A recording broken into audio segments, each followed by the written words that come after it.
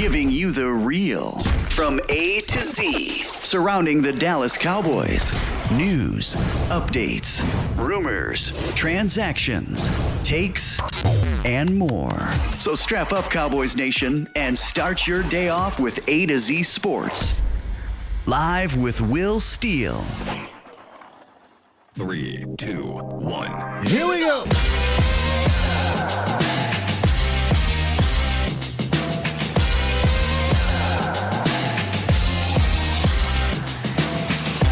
Good morning, good people.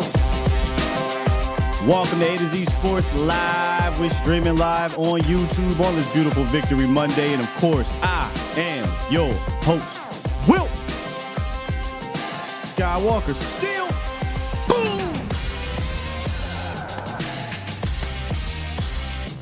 What's happening, people? Well. Cowboys added the last little seasoning yesterday, didn't they? We're going to talk about it today, man. Cowboys moved to 6-3 after another dominating win, man. I mean, just a strange season so far. But the Cowboys keep pace in the NFC, blowing out the Giants 49-17, 12 wins in a row at home, 12 consecutive wins for Dak Prescott over the New York Giants when he's a starting quarterback, and we're going to talk about it. We're going to give our Monday morning Raw reaction. Say that 5 times. Monday morning Raw reaction to the victory, and you know when we get the dub. I don't care who, I don't care when, I don't care how. We fire up the grill because we want to enjoy the ride of the regular season and have some fun with it. So make sure y'all stick around for the cookout. Bring something along. Don't just bring some paper plates. Don't bring paper cups, the red cup. No. Bring something. Have a good time. We'll absolutely have fun at the cookout, and we'll go on the walk as we usually do. So stick around for that. And no roundup. No roundup today. We're just going to do the cookout, talk about this game. We're going to rap to you guys. Call in 351-999-3787. I am not on a time crunch today. Last week, I think we had Doc Talk. Not the case this week. So we're good to go, Cowboys Nation. I can chill and rap to the Bomb Squad. Bomb Squad! We got another one. We got another Archer. Got another Archer yesterday.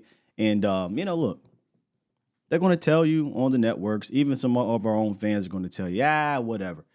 Look, man, you needed to get the dub. You needed to win. You did, right? But there was something to figuring some things out internally. I don't care who the opponent is across from you right now in week 10, right? You need to figure out how to get certain people involved. You need to figure out what works so that you can put that on film and say, let's build off of that. We talked about that last week, right? When McCarthy came out and said, we got different variations we want to run. We want to make sure we put these things on film, and then that way we can carry it over to the next week and build on it. Cowboys did that, right? Cowboys put some of these things on film. And whether you want to be, happy or not, bottom line, football-wise, it was a positive step forward for one particular player. And it should, I think, and we talked about this last week, it should spring that part of the offense open a bit more, and that particular player we're talking about is Brandon Cooks open a little bit more as well. All right? We got another one of those games next week. We'll get to that later. But I saw some things. Not on film, because we didn't get the film just yet. It should be dropping here in a couple hours. But I saw some things yesterday. I said, ooh, I can't wait to look at the tape. Some variations. We talked about that 3-by-1 formation. They did something in the third quarter that just had me. I was so excited. It likely won't be in the drive of the game, but we're putting it in there because that play was beautiful. So we'll take a look at that. What's good, y'all? Yes, he did, Swain. Yes, indeed. Just stick around for the cookout. Stick around for the cookout. Shouts out to y'all. We got about almost 300 in here already. Thank you so much. Yesterday was our first time me and Jesse Hiley was outside. And did anybody watch that? I know we had a lot of people doing some pregame, halftime, postgame things. But this is why you got to rock with us from time to time. Change the channel if you can to us, because me and Jesse, we was back outside and we had a fantastic time down there at Walk-Ons. Shouts out to Cowboy Fanatic that came through, Lisa VIC, a couple other fans that came through the building on our first outing for Game Day Live. I got a chance to see how your boy is, and I'm just like y'all. Ain't nothing special about it. I'm just a diehard like y'all that live and breathes through every play. Have fun. We're going to continue to build on top of that. And once these kind of bigger games happen, it's going to be crazy in there. Crazy. So I'm going to need y'all to come through when that arises, all right? Shouts out to my guy, CFO in the building, Jay Tuck, who held it down yesterday at AT&T. I happened to go look. You know, I'd be up. When we win, I'd be up. I'm like, oh, snap. Tuck was out there with Dez, man. Shouts out to you, bro. Tuck out there with Dez and them. So that was pretty cool, too, to see that. All around fun day, right? When you win like this, you got to have fun with it. I don't get how you are a fan of a team and this is just like, whatever. Holla at me in January. Man, you missing out. You missing out. So if you're here for the fun and break down this thing, pull up. Let's do it.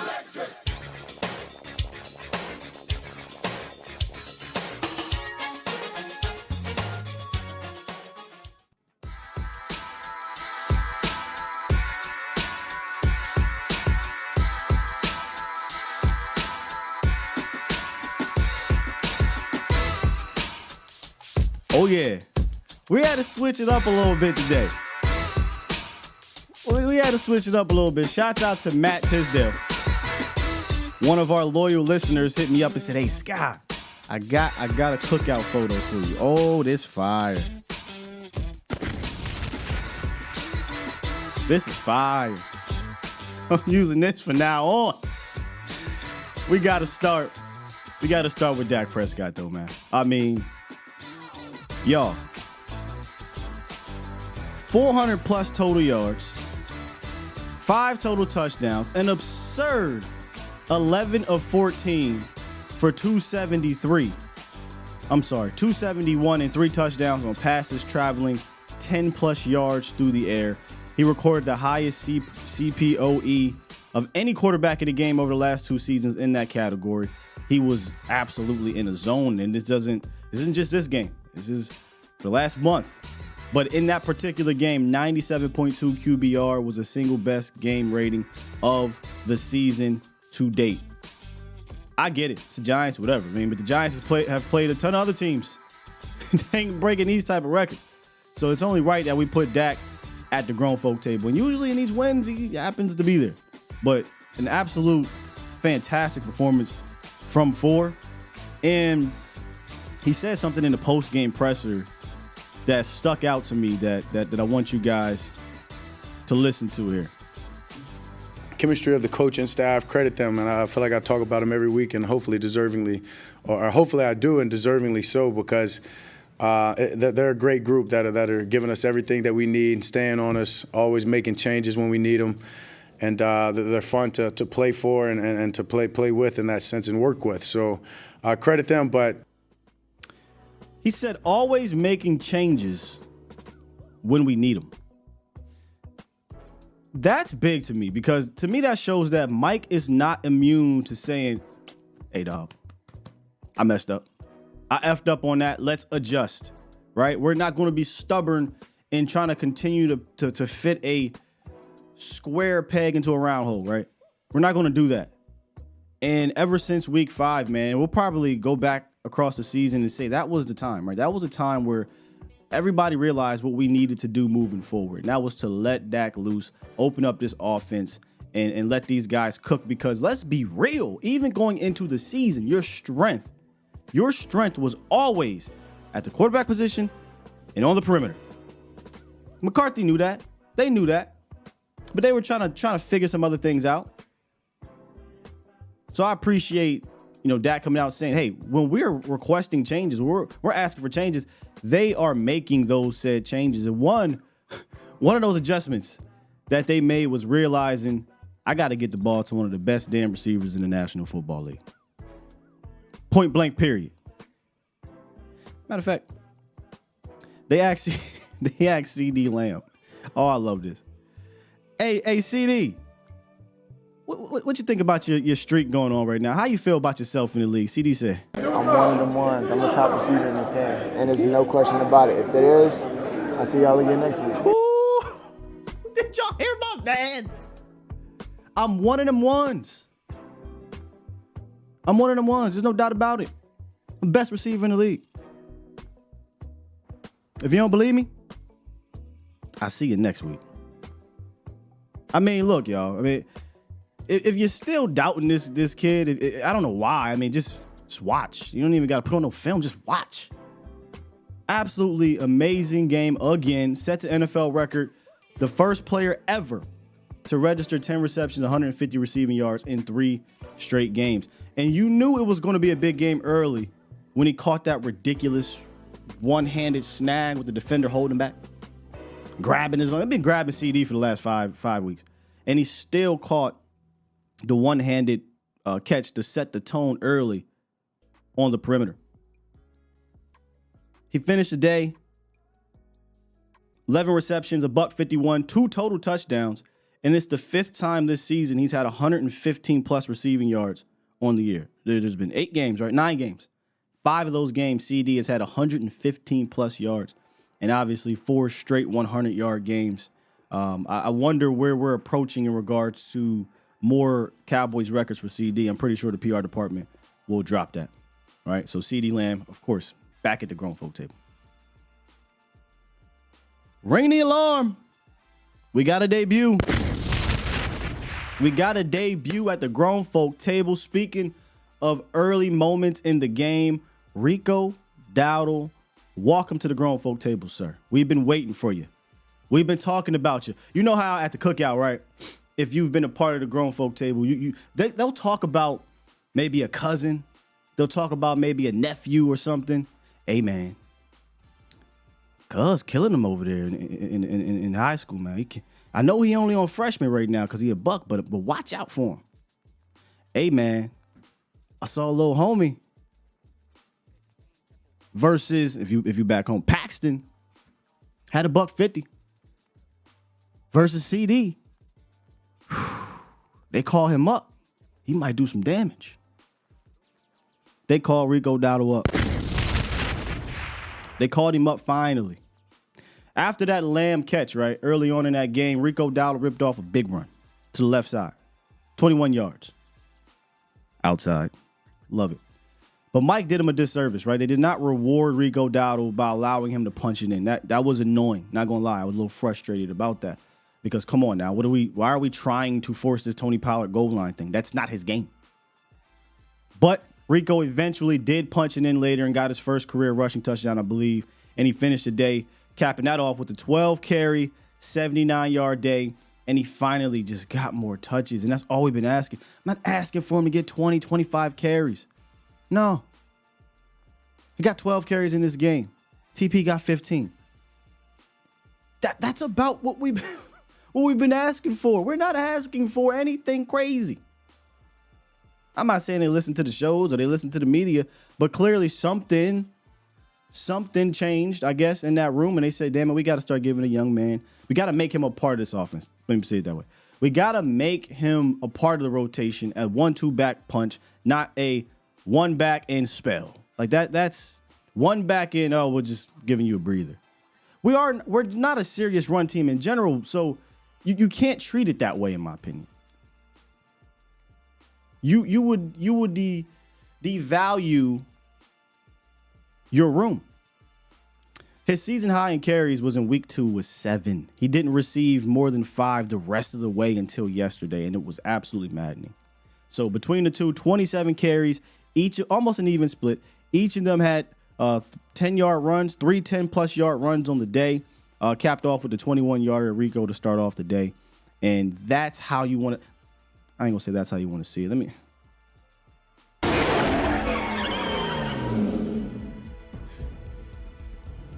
Now that's how you supposed to drive. From now on, that's how you drive. Mike, from now on, that's how you drive, sir. That's how you do it. It's not rocket science, y'all. It's not rocket science. And finally, if you want to call it the head of the table, whatever. But Brandon Cooks, I cannot remember if he was at the table before. I don't remember. But it doesn't matter. He's here now. He finally had his breakout game. And boy, was it. 9 receptions on 10 targets, $173, a tutty. And it was about how they used him. We talked about Brandon Cooks on Friday. We said, hey man, can we get some more overs? Some more deep routes when he's singled up? Get him the ball now. Allow him to use his speed. That's what we were asking for. All these stop routes we were seeing with Brandon Cooks, we're just running into hooks. Man, it's fine from time to time when you just need a first down or something. But this dude's a playmaker. This isn't Michael Gallup, and shouts out to him. We'll get to him in a second. This isn't Jalen Tolbert. Shouts out to him. This isn't, this is a playmaker that everywhere he's been, you put the ball in his hands, he will make plays for you, time and time again. And they finally woke up and figured out like how to use him. And we said this Friday, it was important to get him going so that McCarthy and Dak can not only see but feel, right? They have to feel what he can do out there. So moving forward, you're like, okay, we know this route combination works. Or we know if we get this look with CD over here and this safety just one step, I'm going, that's just real football stuff. We kind of sit back and Madden or whatever. But you do need to feel that on the field and gain that confidence so that in these big moments, you know to go to him. And they kind of went to him. No, not kind of. They absolutely went to him in big moments in the Chargers game. But then it kind of started to wane, last week. This was the breakout game we've all been waiting for. $173, a tutty for Brandon Cooks, right? And me and Jesse talked about this yesterday. I thought it was important to get him going because once you get to the playoffs, once you get to these big games, whether it works or not, teams are going to try to take out CeeDee Lamb. When it does work, right, on that play, maybe on that series, on that whatever, when it does work, Brandon Cooks is a dangerous second option.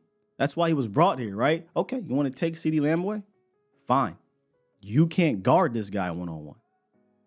Find out ways to get him involved. So shouts out to Brandon Cooks, either back at the grown folk table or the first time he's at the grown folk table. It don't matter. He here. So that's my guys at the grown folk table. We're going to go on this walk, though. Do I got my lighter? Here?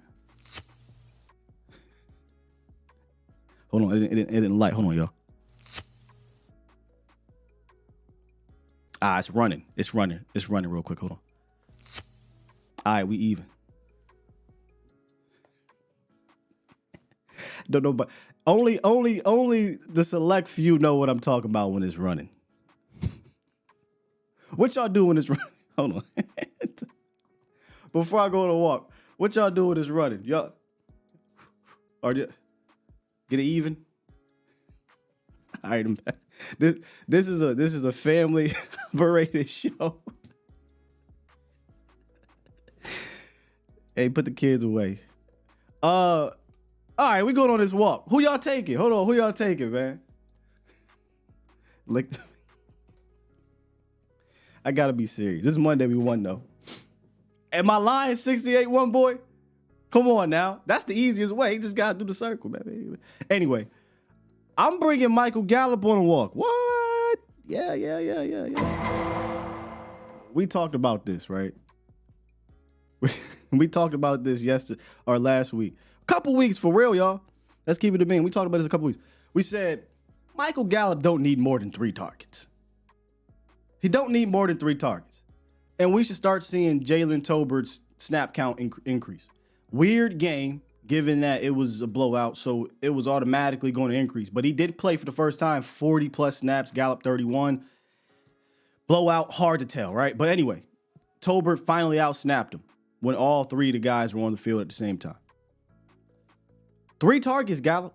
We just need you to convert at least 2 of them. And boy, were they 2 big ones. 41-yard touchdown down the seam. He looked like 2019 Gallup.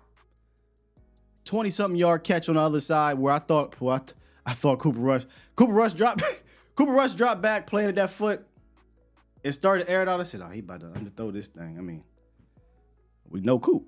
But Coop put it up there. Michael Gallup jumped, and he, again, looked like 2019 Michael Gallup. 2 targets, 2 receptions, 70 yards, touchdown. That's all I need. Those other targets can go to Cooks. Those other targets can go to Ferg, and obviously Lamb gonna get his. So when Michael Gallup looked like a bag of Middlesworth plain chips, I ain't even talking about the kettle cooked barbecue. None of that. Plain. God called him out. But when he when you get the 25-cent kettle cooked bag and he plays well, welcome to the walk, Michael Gallup. Sam Williams. You know, I love bringing Sam to the walk. Eventually, he gonna be at the grown folk table. But I love bringing Sam to the walk because, you know, Sam is the kid that's acting up in school and got all the athletic talent and all that stuff. And you just gotta come in, man. Act right. Sam had another sack. He actually has 3 on the season. He ain't gonna get what I thought he was gonna get, right? The 10 sacks. I thought he was gonna be double digit. But you saw him kind of pressuring the quarterback, making plays in the backfield, getting sacks. Just he got a different hunger to him since the whole going on the internet thing and the Twitter finger thing. The last 3 weeks, Sam Williams has showed up on the field, so I'm bringing him on the walk as well. Mozzie Smith is another guy. Made a couple plays in the backfield, and, you know, we had this thought process about Mozzie where, look, Mozzie in I think we said 10, which is funny because week 10 might have been his best game. But Mozzie at the end of the year is going to be a better Mozzie than the beginning of the year. And we're starting to see him build that. And we'll have the film. We'll probably take a look at some of the plays with Okoye where he was making plays in the backfield. He's not a finished product, not even close to it. But he is a better player now than he was at the beginning. And he made a couple plays, a couple tackles for loss or stops, what have you. And that's big, right? Mozzie gaining that confidence out there. I'm going to tandem him with Hank. Right? You know, everybody got the cousin at the family cookout, at the family reunion, the cousins, the 2 big boys. You might be the big boy in the chat. And as the big boy, you are bodyguards or whatnot. You know, when it's time to go play football outside, nobody want to tackle you. Hank and Mozzie is them. Hank and Mozzie on a walk together. Hankins, man, I continue to think that Jonathan Hankins is one of the most underrated players on this defense. He's never going to get the accolades. He's never going to get the shine because his job is to straight up take 2 defenders, occupy them, allow guys to be free, and on the occasion cause that traffic accident at the line of scrimmage or you are the accident behind the line of scrimmage. He did that. He did that again. And he does it a few times a game, but he's Hankins. He ain't, you know, he's not playing a sexy position. So I got Mozzie and Hankins together. And then I got to put another rookie up here. Jalen Brooks. I was actually shocked. Lamb is up. Cooks is up. Tolbert's up. Okay, Turpin sat, so now that makes sense. I'm like, everybody can Gallup up. They brought up Jalen Brooks because Kevontae Turpin's out. Brooks got like 2 catches in the first half and then 2 catches in the second half. One of the catches, then the game was over. But it was good to see him just get a couple catches under his belt, right? Because when Turpin comes back, he's not going to play much. But I think that's good to get his confidence going with Jalen Brooks. So wasn't a big name, right, or a big game or anything like that. But I'll take the 4 receptions, 30 yards or whatever it was. And that's his first game, I think, of his career. He had a reception, right? I know he played against the Jets, but I don't know if he caught a pass or not. But I do know that was his career day. So, hey, that's nothing to scoff at for a rookie 7th-round pick. You know, you take that day, you hang it up, and you say, let's build on top of that. So that's who I brought on the walk. Michael Gallup, Sam Williams, Mozzie and Hank, and Jalen Brooks. Those are my guys. Those are my guys. Speaking of my guys, the guy, my brother, Vosh Lombardi, blessing us as the first caller this morning. What's good, bro? As you would say, how's your water taste? My water tastes like I jumped off the Titanic and I shaved a little bit of that ice off the iceberg and I floated away before the boat got too low. You feel me? Listen, Sky, listen, man. I don't want to say too much, man, because I know your own calls. They got a lot to say, my guy. But I just want to reach out to some of our guys over at the Star, over at Frisco. I want to reach out to some of the janitors and custodians and cleaning crews and the waste management people, because if I had to bet $20 to a donut, there's a playbook in the trash can that says old Texas Coast nonsense in it, okay? Yeah. Because ever since we lost to San Francisco, this thing just look a tad bit different, though, right? And look, you ain't got to be an expert. You ain't got to be like us and have Brian Broader's phone number. You don't have to have Bill Belichick and some type of email chain to see what's different here, Skywalker Steel. You could just simply look at the screen and go, boy, Dak's moving around. Mm-hmm. Boy, we spamming the ball to the wide receiver 1. Boy, we actually have one tight end that we really got a bunch of faith in. Let's just use him. Oh, we got a wide receiver 2 that's active now. Gallup is a little less active than what he once was. Let me tell you what I give credit about Mike McCarthy for. Mike McCarthy get on our everlasting nerves sometimes, Scott, but we kind of came up in this Jason Garrett era to where if it didn't work, we just going to keep running our head up in A-gap until it works. Mike McCarthy will go, hey, man, this ain't it, and I ain't trying to get fired, so let's do X, Y, Z, right? And, Mike McCarthy, kind of got this attitude, right, to where you see exactly what the change is when the game first happened. We say, hey, man, we need to get Cooks involved. First play of the game. Go to Cooks. Hey, man, we need to see a little more Rico Dowdle. Not nothing too crazy, but a little more Rico Dowdle. Rico Dowdle the second play. and then he got 2 carries back to back, Scott. I'm just looking, dog, and I'm like, man, Brandon Cooks finally got a section of the daggone play sheet. Right. Brian Schottenheimer lied to us, Scott. He lied to us and said, hey, man, there's no such thing as forcing the ball to a certain dude in this offense. If you get open, you're going to get the ball. He just get the ball because he just happened to be good at getting open. Right. Scott, let me tell you something. CD knocked on their door and says, I need it. They gave it to him. I don't know what happened, but maybe it was another knock on the door. Maybe common sense happened. Maybe they watched A to Z Dallas in the morning and Vosh Lombard on the volume in the evening. But they said, you know what? Let's get the dude that's faster than everybody else involved.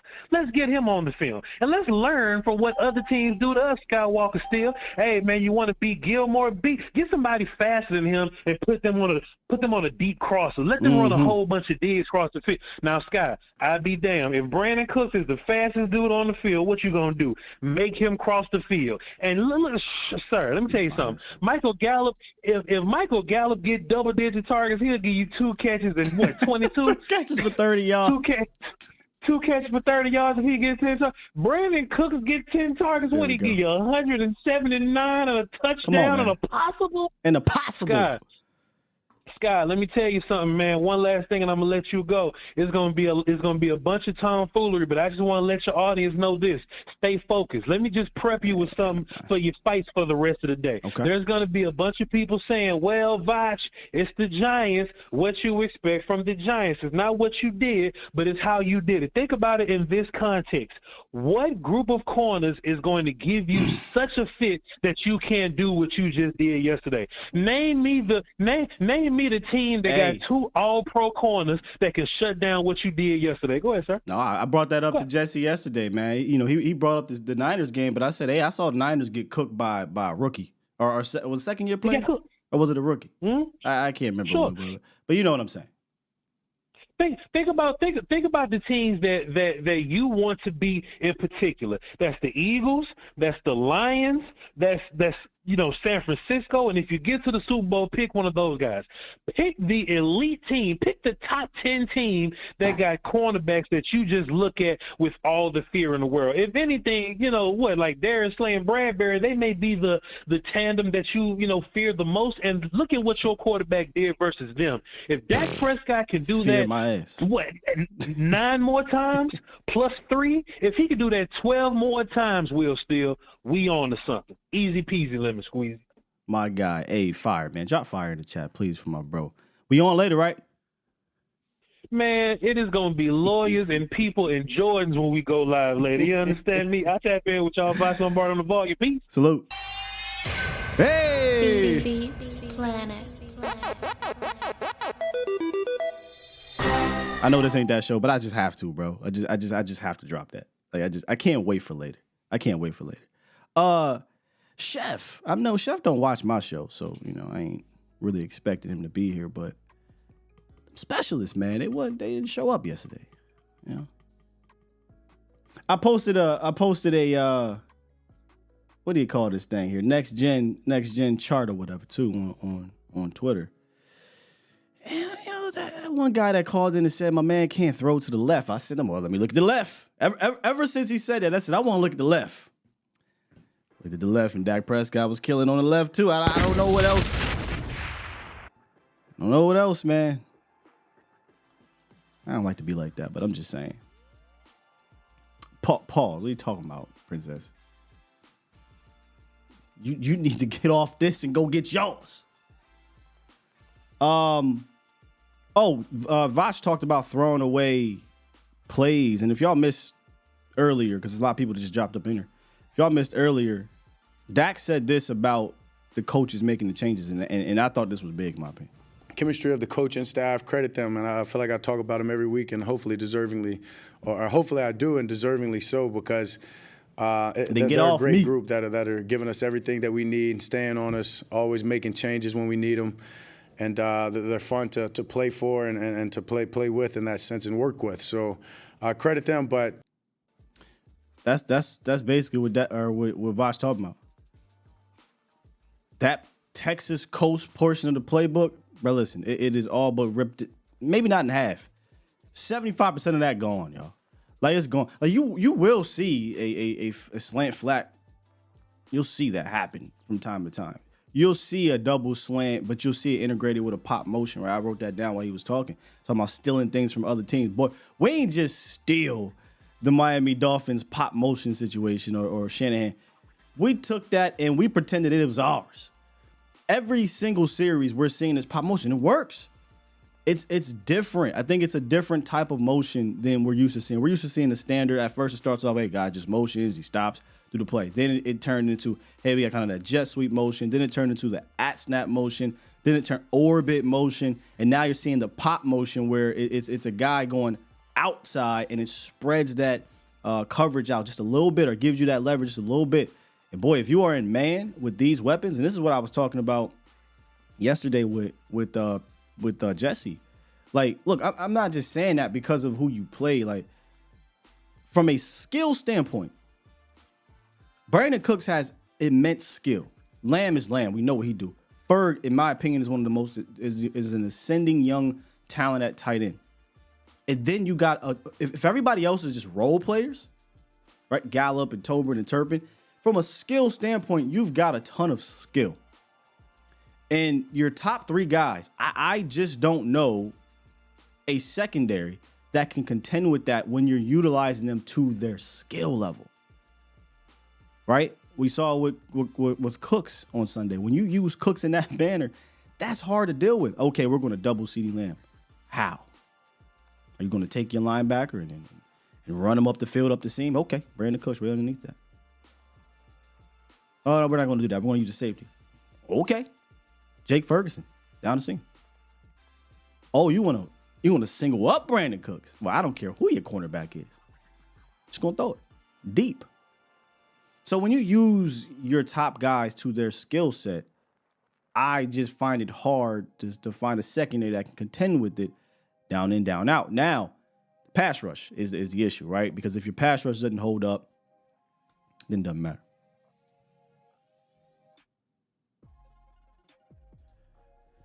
All right, let's get back to the phone lines with Jake the Great. What's goody? What's happening, Skywalker, man? Can you hear me good? I can hear you fine, brother.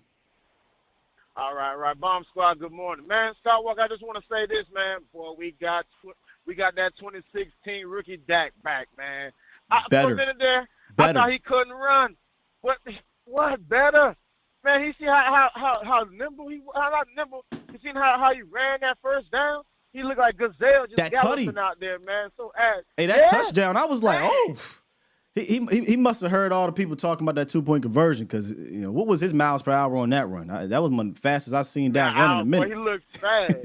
I'm like, he must have took Trey Lance legs and put them on his body or something, Yeah. And my second point and last point, something seriousness, man. I want all you Cowboy fans right now.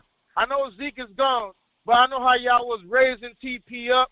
That's what Tony Pollard has always been. I've been watching Tony Pollard since in Memphis. And Darrell Henderson was a trendsetter. Mm-hmm. And then they would put TP the lead back. And he would dice him up. The lead back. And I don't know what McCarthy was doing. Like, Rico got juice on top of juice. When he put his foot in that ground, I said, that's what I seen in training camp. We got to get this man the ball. But, yeah, that is, congratulations, Cowboy Nation. We're going to celebrate. I don't care if we beat a team that was 0-16. You know what I'm saying? We're going to enjoy this win. So enjoy this day. Bomb Squad, have a great day. Will Steele, I'm out of here, man. Jake the Great, I'm gone. Indeed. Look, Darrell Henderson was not generational or transcending, but he was the lead guy. You said transcending. He was the lead guy. And TP was the complimentary change back, pace back, whatever. Man, I don't know how many weeks we've been coming on here asking for more Rico. And the simple, it was simple because it wasn't like, oh my God, more Rico means less TP. No, it doesn't. You wasn't even giving TP the ball anyway. So it just meant literally treating this backfield like a 1-2 punch and not like it's Tony Pollard and then 2 carries to Rico Dowdle. It's simple stuff. Little small stuff like that. And I think you'll see the results more often because with these backs, they need to get in a rhythm too. Every play is not a 10-plus yard play. They had 3 of them. Out of 27 carries, they had 6 total, but 3 apiece. So you're not going to get these big plays all the time. So you need to let these guys get in a rhythm so they can see it. And one of the things we asked for in the pregame show was, hey, can we get more zone? Like, these guys are zone runners. I had a bunch of numbers in the pregame show in regards to how they were utilizing the zone. And from 2020 to 2022, the Cowboys ran zone no less than 47% of the time. It was like 60-some percent, 50-some percent, 47%. This year, it was down to 35.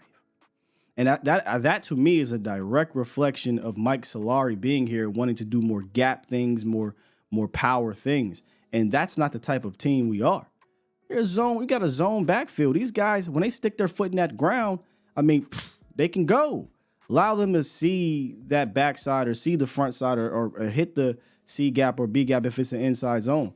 And we requested more of that coming out of the Eagles game because those were your successful runs. And that's what happened. And then you saw some more of the pin pull. You saw them getting outside. If they're going to use these guys like that, I have no qualms. Even if it doesn't work in that game, at least you're using them to their strengths. And that's all I asked for, is to see the split even, which really, it was like 25 carries and 2. It was 11, 12 carries to 2. Like that's not going to be the most productive way to do things with this backfield, if that makes sense. Good morning, Los. How you feeling, man? Hey, good morning, Sky. Happy Victory Monday. I mean, what do we expect other than the Giants to get this victory? I expect no it, difference. Sure. Yeah. There's no difference, man. Hey, they just can't get over Dak. That's why they're trying to hope and best for they can beat Dak one day. But that's for Carson for them today. Just 2 quick things, man. I just want to say I'm so glad, like you said, Sky, that this coaching staff is finally putting the playmakers in the best, in what they do best. Like CD, like we know he can catch the rock. Cooks, we know you're quick and you can go inside the middle wherever you want. We're putting him in the right situations at the right times. And that's something that benefits the offense even more because, if you do that, you're just giving them more confidence. And not only that, but in themselves, like, oh, I can do this. You put me one-on-one, I don't care who it is. Like, I'm going to go get that ball. So it's just a confidence level to us every week. And it's just going to keep getting better, Sky, in my opinion, because I'm not trying to look too ahead. But these next few weeks, it's not like it's not going to be a hard test. But there shouldn't be there shouldn't be a reason why we're looking, going backwards again. We should keep building off of this, and that's all I have to say. And last but not least, I know I don't want to talk about this, but whoever's plan is to get Shoemaker involved as a pass catcher, can we just throw that out the trash and just make him a pass blocker or something? Because I don't know, man. I think that drop right there, granted, it was just one drop, but I just feel like, man, are we really trying to make him a playmaker? Yeah, but I don't know. I just feel like with those opportunities, we can give him to more Ferguson, Cooks, or even Gallup in the end zone. But that's just my opinion. You have a great day, Sky. Enjoy this victory. And, hey, Cowboy Nation, rise up because, man, Super Bowl, we just got to get in there, and that's all we got to do. We just got to get in to compete. Gotta relax, man. My guy, appreciate you, Lou. Hey.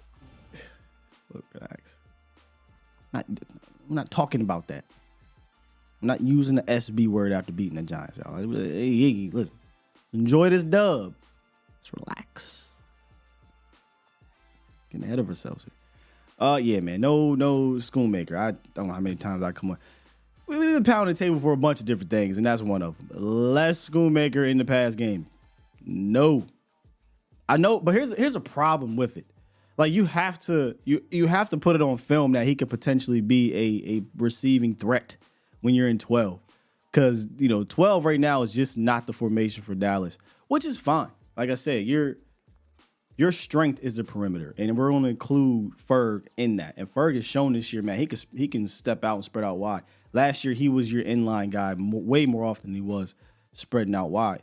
So, you know, your number one set is going to be that 11 personnel set or that empty set. Like, they've been killing. I think from a EPA per play rate, they're number one in empty, and they've been running it a whole lot more. And believe it or not, when you're struggling with the pass, I know this sounds crazy. Oh, you're not giving them help. But if you're struggling with the pass rush at some time, emptying it out is not technically a bad idea, because now I know you have to declare what you're going to do pretty fast, and I can get the ball out or make a decision. I know I can make a decision pretty quickly, and we're talking about the right side, right? If Terrence breaks down, I can step up and go. But that's kind of if you're looking at if your progression starts there. If your progression starts to the left, well, we saw what happened against the Eagles. But I was in the red zone. I didn't necessarily like how they went down there. But we're not going back. Your best personnel grouping right now, in years past, it used to be 12. It's not the case no more. Schoonmaker is not a threat. Not a threat in the run game. I'm sorry, in the pass game. He's a good blocker. Get him down there in the red zone and let him block. But man, I don't care if it's one target that needs to go to somebody else. Hendershot is out. He's still on IR. And you know what's crazy? Y'all know I'm pretty much with Hendershot. Shit, I'd rather see Hendershot. Look, man, he's a rookie. I'm not saying Schoon ain't going to eventually, you know. I shouldn't say I'd rather see Hendershot. Hendershot be dropping the ball too. I just something, man. Something got to happen. Either less Schoonmaker and another guy, or no Schoonmaker at all. Because Hendershot was dropping the ball too. Let's just keep it a bean. He dropped some passes and turning interceptions at that. So I ain't gonna fake the funk. I ain't gonna say I want to see Hendershot. I don't really want to see either one of them. Let's just keep it a bean. I know I'm definitely phony, brother, because I was out on Hendershot. I'm still out on Hendershot. But damn it, that goddamn Schoonmaker. Schoonmaker needed. What did they call him? Scooter Baker. Scooter Baker gotta go back to the bench and think about some things before they give him a rock. Old Scooter Baker. Let's wrap to L. Gene. We ain't talked to him in the grip. What's up, man? Hey, what's going on? How you doing? Can you hear me good? I can hear you loud and clear. Okay, I got two quick things, man. You know how you got the cookout, you got the walk. Sure. Let's put people on the porch. You remember the porch? You know I do. Everything is kind of something with the porch. Everybody, got something cracked open. Yes, I'm indeed. gonna put Tyron Smith and Terrence Steele. Ojulari and Thibodeau had quiet days, and those are two good rushers. And they did a real good job.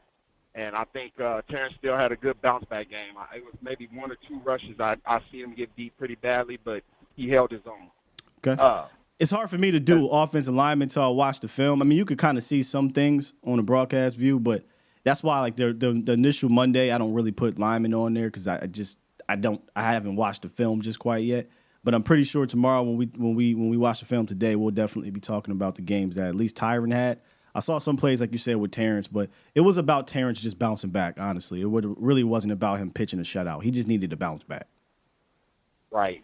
You're absolutely right. And the last thing I had was one of the biggest changes that I think Big Mike had, McCarthy, was that he got Tyron Smith to the game healthy. And I think giving him that time and saying, you know what, screw that Thursday practice. We're going to give him a rest and just screw all them practices. Hey, he is a 68 Chappelle. You only pull him out on Sundays. Yeah. A 68 Chappelle. When it's 75 and sunny outside. When the sunny outside, you do not ride him on during the week. Only on Sunday. I think that's a big, big change, you know what I'm saying? Because you know how he feels about those Thursday practices. And I think him saying, you know what, screw them practices. We're going to get my man time. I think it's really been helping him. I think it's really been helping him. But you have a good one, man, Sky, and I appreciate all you do, man. Thank you, Gene. Salute. Shouts out to my guy, L. Gene. Yeah, I didn't go back and watch the broadcast of the lineman yet. I was kind of looking at some other things, but today, once we get the film, we're definitely going to take a look at them. And if it's a quiet day, that means usually you were good in the sense of Tyron. I didn't hear much from Tyron's side. And I happened to catch a couple looks, right? And I was like, Tyron being Tyron. My guy, J.O., John Oney, said that he picked up right where he left off. So I can't wait to go back and watch. And if you really want to watch, if you really want to get like the nuances and the detailed breakdowns, you got to subscribe to Vosh Lombardi's Patreon account. He's going to be breaking that down probably later today, honestly. I'll be up in there, usually am. From Terrence, I saw some things where, he's still reaching and lunging and whatnot. And I'm starting to think this is 100%. Well, I should never say 100. This is probably 75% the new things that he's learning with Mike Solari. And the reason why I'm more confident in saying that is because, one, Big Duke, right? Big Duke came out and said, he's being asked to do some different things and he's struggling with it. And I'm pretty sure he's not going to tell the public exactly what those things are, trick to the trade type thing. But if I had to guess, just piecing it together, in the offseason, you heard either Tyler or Tyron, I think it was Tyron, talk about they're going to be more aggressive and attacking. They're going to be in attack.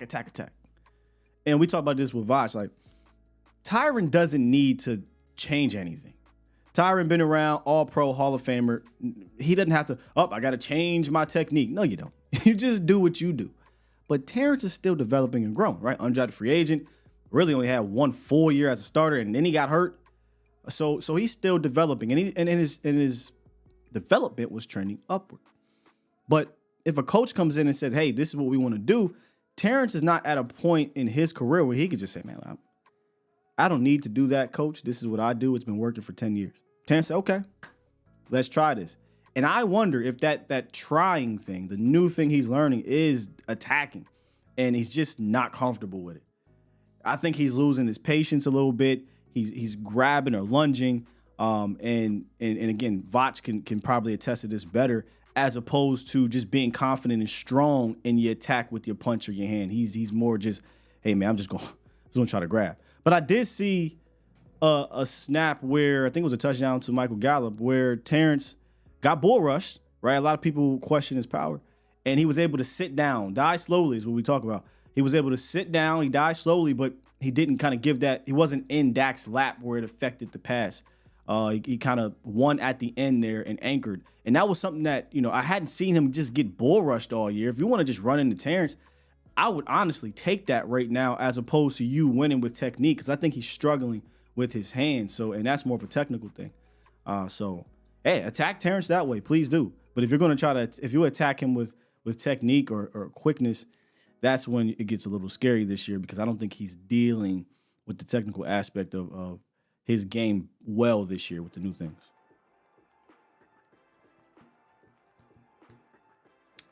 Got lots of calls, man. Lots of calls. Let's get to them. Let's talk to Phil 2 Trill. What's good? Yo, what's up, Scott? What's up with you? Nah, you been all right, though. But, man, great, brother. Yeah. But see, I kind of wanted to talk more about, like, Mike McCarthy and, like, what he's doing with Dak. I feel like Dak, I don't want to say he was developed a little wrong with Kellen Moore, but I feel like he's kind of developing a little bit, because, like, the throw on the run, I seen a couple plays last night that I never seen. Like, you know how, I don't know exactly what it's called, but you know how when he snapped the ball, he rolls to the right or rolls to the left? Yeah, it's a sprint. It's basically a sprint type of concept. And it's not even just about that, though. I think Dak is a better quarterback when he's improvising, he's on the run. I think he throws a better ball on the run anyway. And I feel like with the playmakers we have, like CeeDee Lamb and Cooks, they're good at improvising when the play break down. So I feel like Mike McCarthy is kind of starting to see that a little more. And I'm not even really talking about this game. I'm talking more about, like, the Eagles. Because, like, I kind of knew we would do stuff like this. It goes back to the Chargers. Well, yeah, it goes back to the Chargers, but I'm talking about, like, when you playing a good defense, when you see that against a good defense, you know, like, that's more a part of the scheme. You calling the Eagles pass defense a good defense? No, I ain't calling them good, but the defensive line, they can give you trouble, and they can help out the secondary a little. Chargers defensive line. Never mind. I'm just messing with you. I'm messing with you. I know what you're saying, though. Like, I'm not worried about their corners. We cook their ass, yeah, but I'm just saying, like, it's not too many defenses of secondary anyway. Yeah. That's like maybe Miami, but like it's nobody for real anyway. I think we kind of got one of the best ones anyway. Yeah. Like going up against us in practice, he already. Well, if you remember, he came out a couple weeks ago and said, since that Niners game, we kind of came together collectively and said, look, this is what I have to do to help our team. Our pass blocking is not, this isn't A1 pass blocking from 2014 and 16, all right? So I got to help them out. A good way to do it, step up, move the pocket. He also said in the offseason, this offense was going to allow him to do that more because it's baked within his progression. It's baked within his feet, right? Where I think before that was never the case. You could tell, right? Because it was always just sit back in the pocket and just wait for routes to develop way downfield and read from deep to short, as opposed to, okay, this is what I want. This is where I want to go. If it's not there, it's not there. Hitch, take off, right? And take off doesn't mean run for a first down. Take off can mean scramble and allow Scramble Joe to work. And that's what I was kind of saying with, like, I don't want to say he wasn't developed right, but like with Jason Garrett, Kellen Moore, like they didn't use that a lot at all. So he's kind of like he's on the move a lot. His footwork look a lot better. He's rolling out a lot more. He's improvising a lot more. Like that throw where I think he was getting pulled by his ankle. And he kind of like jumped back and threw it up. Well, like that won't really improvise and play, but the way he scrambled and went, he's making plays with his legs versus standing in the pocket. Other plays, yeah. I agree. And I just need to see another step with Dak with trusting his playmakers and throwing him the ball, because Dak will throw the ball to everybody, as opposed to like, especially in the big moments, like when it comes to I'm third about to down. say, I mean, bro, he had 10 targets to the Cooks, 16 to what more you want? You want him to get 20 apiece? I'm not really talking about this game. Like I know I kind of expect this with the Giants. I'm kind of talking about more towards like when we get to the playoffs and later in the season, I want to see him keep going to Cook. Kind of like he did against the Chargers game. Like when we needed it 3rd and 9, he went to Brandon Cooks. Yep. When we needed a touchdown, he got a touchdown to Cooks. Yeah. Like I don't blame him for the slant he missed to Cooks, but I'd rather him instead of first go to CD then Cooks. Like, well, that's a bad example because he wasn't going to get that off. There was a blitz right in that lane. The example that you should utilize is again, we're going back to the Eagles, but the 4th and 8 play. Well, instead of going from Lamb to Tolbert, go Lamb to Ferg, because Ferg is a part of that. Like let's add Ferg into that mix. Oh yeah, for sure. Ferguson definitely taking that step. He's definitely taking that step. And like I just need. Well, honestly, I'm seeing it, so I know. And another thing with Kellen Moore, but I don't want to keep talking about him because he's gone. Yeah, I don't know why we're talking about him. What I see with Mike McCarthy is he's building each week, like you can see it. Versus Kellen Moore, it was kind of like I don't really know what we're doing from week to week. It's kind of starting to. Or we knew what we were doing, but so did the other team, and we just never really had a counter once you got late into the season, and we became what squad? Weird. It looked like we got the weird stuff out early, and now we're kind of ascending. And this is what it was always about for me. Like, all right, look, I'm willing to be okay with us struggling early on if that means we're going to ascend at the end of the year. And we're right in that middle part, but we're going to get to that nasty stretch, and that's what is really going to be the testament there. And I think Mike McCarthy and Dak Prescott and CeeDee Lamb are all in a good like play calling space, if that makes sense. I don't really know how to explain it, but I feel like they're in a group. Mike is starting to chemistry. Playmaker. Yeah, chemistry. That's what I'm starting to see more. The play calling, the play caller is starting to trust his playmakers and his quarterback. And that's all I needed to see was the trust. Like he said, I had to cut Dak loose. I think he was playing way into the favor of all the interceptions last year, and that was a big talking point. We got to cut down on turnovers. Got to cut down. In history, he's not been a turnover guy, and I think he realized, okay, I went way too far left. I got to swing this pendulum back, and look what happened. I think Mike kind of wanted to see how Dak will respond to like learning a whole new offense and kind of pulling it back a little bit. You know, he's been a starting quarterback for a while for the same team for a while, so a lot of you got to be careful with that. When you pull back your offense, that's a detriment to your team. No, you know, I'm saying at the beginning, like I'm saying, Mike probably needed to see it first, see it happen before he like he okay he had to see himself get popped upside the head with that conservative offense. Sure. Sometimes it takes getting punched in the mouth. Yeah. What he should have did was use that in the going into the 49ers game, open it up then, as opposed to holding back then. He should have opened it up then. And it died on his sword. You know what I'm saying? I know. That's what we were saying leading up to that game, and that's why it was maddening coming out of the game. Like, you could argue the first 3 weeks of the season, 4 weeks of the season, whatever, game script, blowouts, whatever. But that was the game you needed to, we're going to let Dak cut Dak loose, et cetera, et cetera. And it was the exact opposite.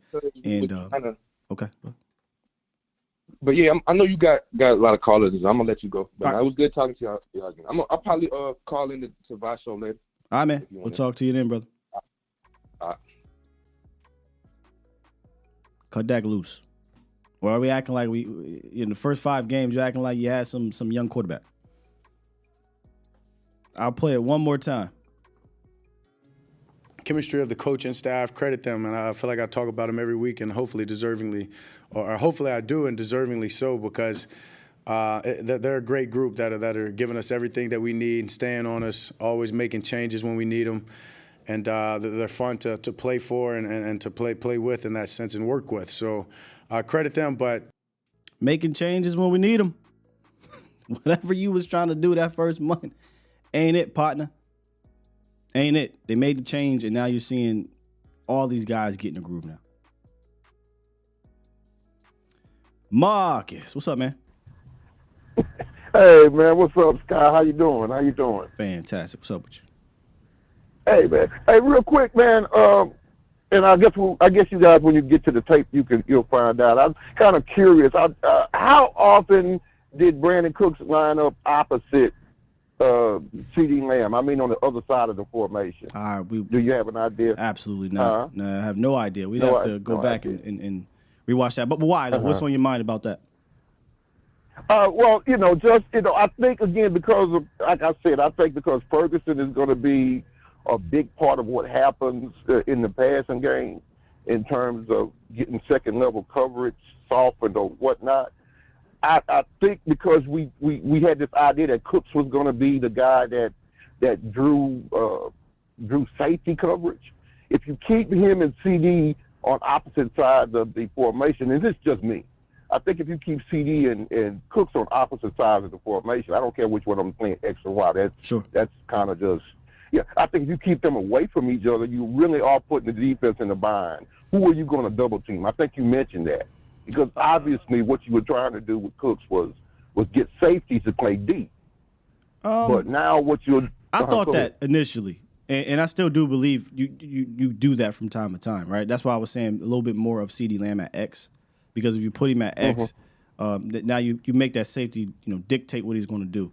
So yeah, you having him on the opposite side, mixing it up is fine.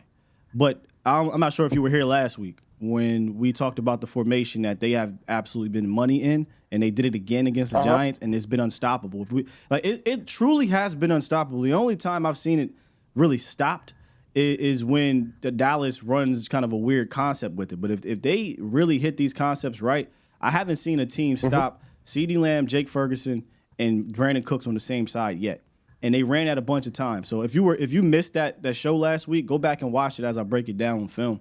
I think that has been their money alignment more than having these guys on opposite sides. And then it doesn't stop there. When these guys are doing twins, that also affects what they want to do, because it's interesting because you can't dedicate 4 guys to one side. You can't double both of them when they're on one side. You damn sure can't double 3 dudes when they're on one side. So if depending on the route combination and the coverage, they've been getting some favorable looks, and they've just been eating off of it. So I agree from time to time, absolutely, CeeDee Lamb on this side, even if it's, 3 trips on one side, CD is singled up on the other, and now you got quick slant option, deep option, whatever. But they have been absolutely murdering teams for the last month of the season when they've had Lamb, Cooks, and Ferguson on the same side, and they've had some good plays too when it's been Lamb and Cooks in twin formation. So it's something to keep an eye on if you want moving forward, so you can see what I'm talking about. Yeah, that's all. That's all I've really had, man. I think, again, we were kind of expecting a Brandon Cooks game like this. But again, I think the important thing for me is to make sure that Cooks going forward is is integral in what you're doing Yeah, offensively. I agree. And so, yeah, get out of the decoy thing. He's not a decoy, all right? You can run somebody else out there to run mesh routes and clear people out and stuff like that, but you make sure Cooks touches the ball some. Yeah. And that's all I got, man. One game at a time. Here we go. One game at a time. Here we go. Appreciate you, Marcus. I'll say this. How to say? That is my dude. I love that, man. I love that. Go ahead, Scott. No, go ahead. I had you muted. I wanted them to hear you say it. Here we go. All right. Appreciate you, Marcus. Here's what I do want to see, y'all. Here's what I do want to see next week. Because, look, boy, Wink Martindale was a stubborn dude. Wink Martindale, by hook or crook, going to play man, and you just can't do that. There was a statistic that came out where Dak is number one in every goddamn. You name it. He's number one against man defense. And we look, CeeDee Lamb, Brandon Cooks, Jake Ferguson, you can't guard that man all day.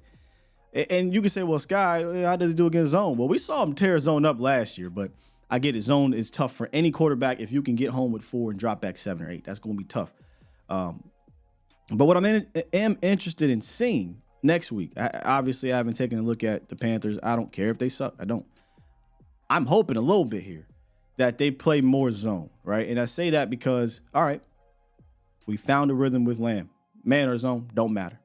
We found a rhythm with Ferguson. Now we found the rhythm with Cooks. But, man, that was a lot of man coverage. You cannot play that type of coverage against them. So, cool, we know we can cook you if you're going to play man like that. How do we utilize Cooks when they play zone, right? Because, Marcus just talked about, putting a safety over top or whatever. Well, if teams are going to play that cloud coverage, that umbrella coverage, that cover 2 and just keep things in front, usually we're going to find number 3 and we're going to shade to that side. So how does Dallas adapt? Because we saw the Eagles play a lot of man and CD, or a lot of zone, and CD just killed them. Absolutely killed them. So now that we got Cooks involved in purposefully, how do we do it against a predominantly zone team or a team that decides to say, look, we're not going to let you just get big plays down the field?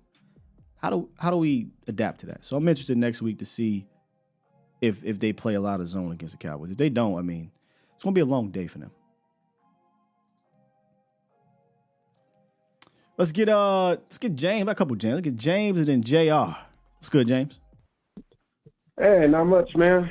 I'm actually enjoying this, man. But I'll tell you what. See, this is the main reason I like you and Botch, man, because I know a little bit about football, but god dang, man, when you two get on there, man, football knowledge explodes. But I'll tell you what Botch said, man, he, as he likes to say, he put the satin on the panties, because I don't think there's anything he said that you couldn't believe, because that's basically the truth, And as far as my comment and then a question, okay. And my comment is, I think Dak early on in the season was doing a lot of thinking and wasn't trusting his reads or himself, I think. And now that he is, you see what we're getting, which is, I heard somebody say maybe rookie Dak. Looks like it to me, because he's starting to trust his legs again. And, dang, even that one ball where I think he was throwing it out of bounds and CeeDee Lamb came back and ridiculously made that catch. That just goes to show you. That was just so that's my comment. Now, my question. Well, before your question. And then my question. Before your question. Okay, go ahead. I'm sorry. I'm sorry, man. I'm sorry. Well, I'm just excited. I hear you, brother. Before your question. So yeah. Go ahead. He had 2 games in the first 4 weeks where he completed 80% of his passes and a QBR of over 70. So, I don't know that it was about trusting him, him trusting himself. He dotted up the Patriots. He dotted up the Jets. He actually had a really good game against the Cardinals until you got to the red zone. The Giants game, the first game of the season. So I don't know if it was about him trusting himself. He was playing the ball that they were asking him to play. But I think the ball that they were asking him to play wasn't what was going to be the best ball for your playmakers. Right now you're seeing all these big plays every week because they're saying, look, we got these guys out here. Let's let Dak get them the ball instead of 1, 2, 3, get it out every time. 1, 2, 3, quick slant. So that's the only thing I'll say about that. I do think early on he was still dotting up. He was dotting dudes up, but now he's making plays down the field where that wasn't the case earlier because they're what Coach say? They're cutting back. The The reason I was saying that, Will, is because it just seemed like early, though. I don't know if you'll agree with me or not, man. It just felt like to me that early, though, he was not trusting his first read, and then he was checking it down to Tony Pollard or Rico Dowdle or to Jake Ferguson. He didn't look like he was throwing the ball 31 as for deep as he 38, is now. 81%, 28 for 34, 82%, 25 for 40, 62%, and just seems like he's throwing the ball further down the field than he was. Well, I guess that's what I'm trying to say. Because the plan is. That's what I'm trying to tell you. Right. Like he was doing what they were asking him to do, right? All the routes. Remember we talked about yards per route run? All those were under 1 or 1 and under. Now, if you go look at it, you'll see a lot of these guys, those routes are being run deeper down the field. So I'm saying he was doing what he was asked to do.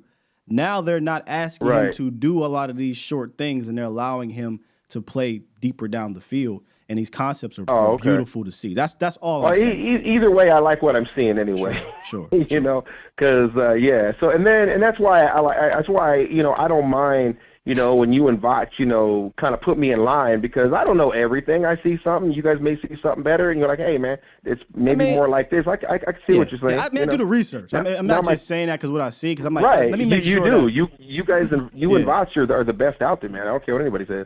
So my question is, now this is kind of similar to what I just said here.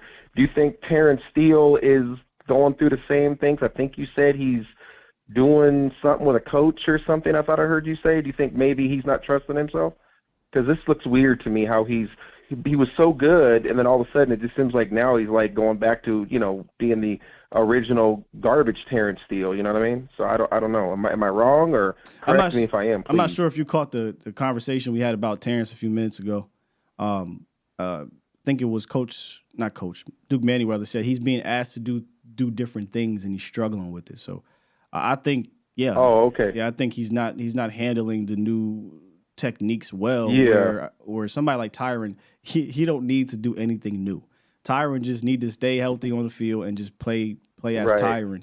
Where Terrence, I think, is a guy who he's a young guy. He's going to take on coaching. He's obviously that's how he got to where he's at, right? He was been coached up and trained and Duke and all these guys.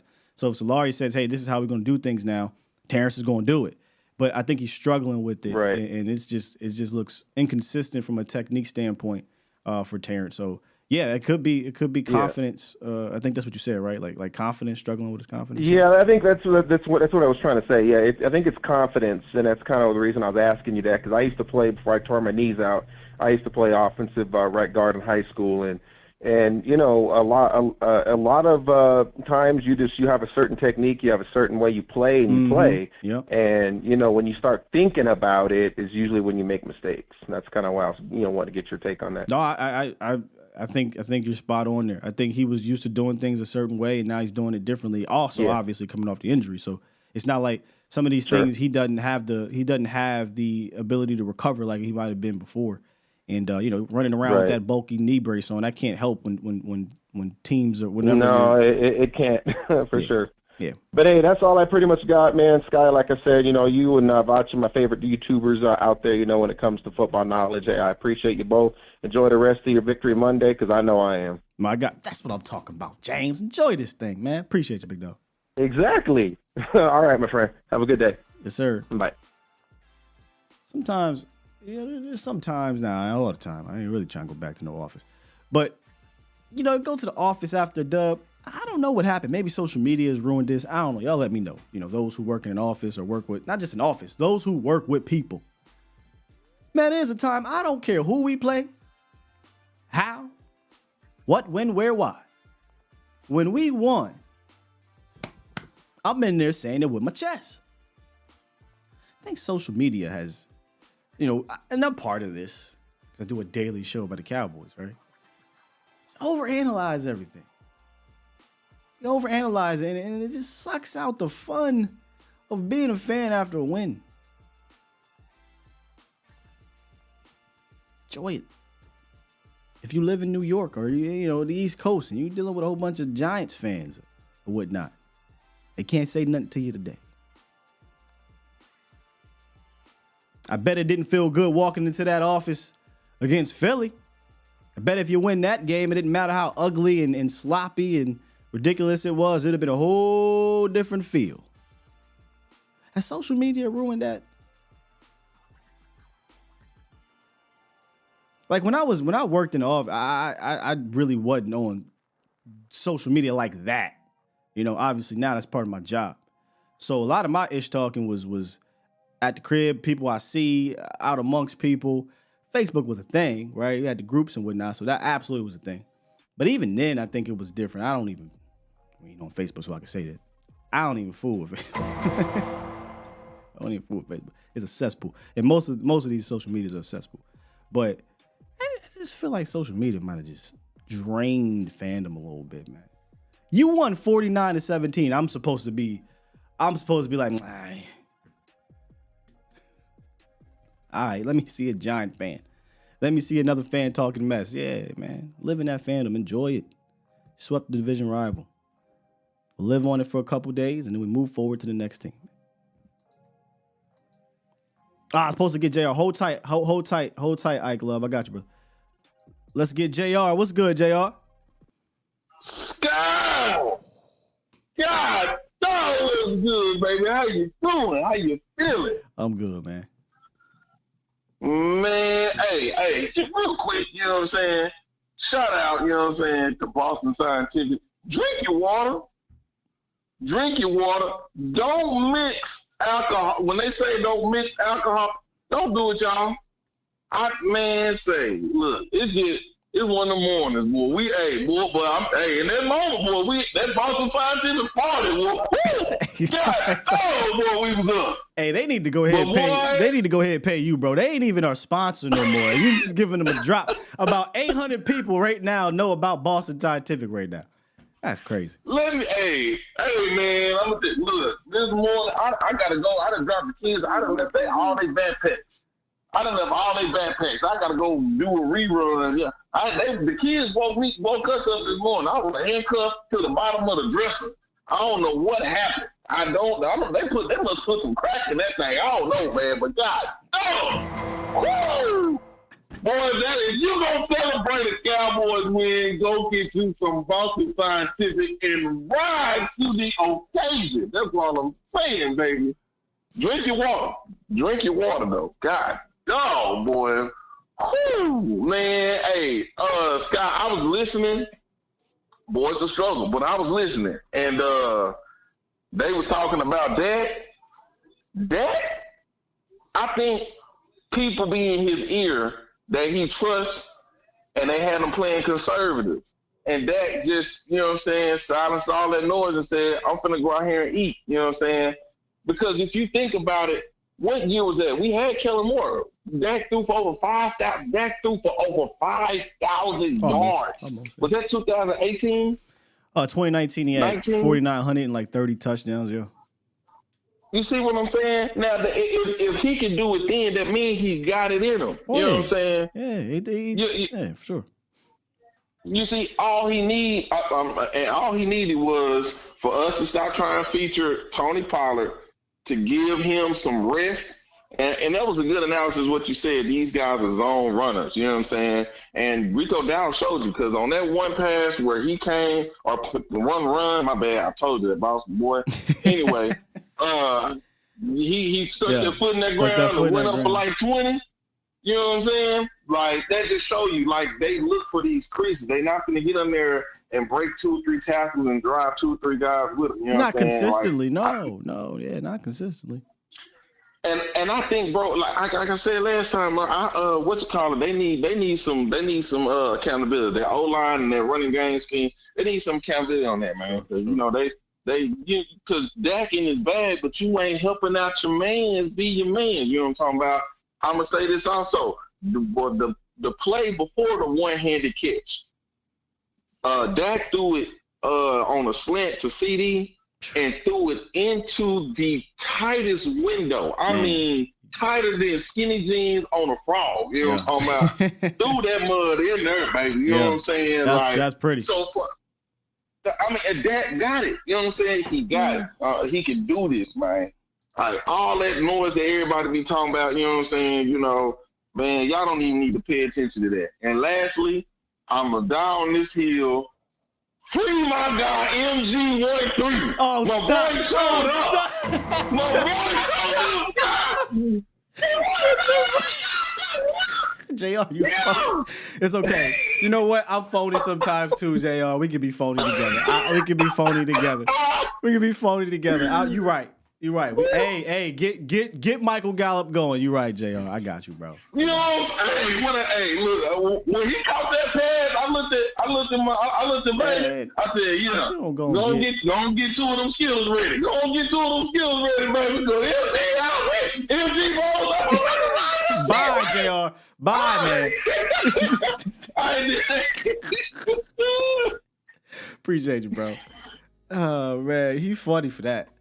Because look, this is, if you weren't here a couple weeks ago, JR called through. It wasn't even J, it was Prime. I think Prime was like, gotta get darn Michael Gallup going. This is before the Eagles game. Boy, Michael Gallup went out there shit the bed early on, right? JR said, you know what, man? I'm good on Michael Gallup. Michael Gallup came out there and made them 2 catches. Like I said. I feel you, bro. I feel you.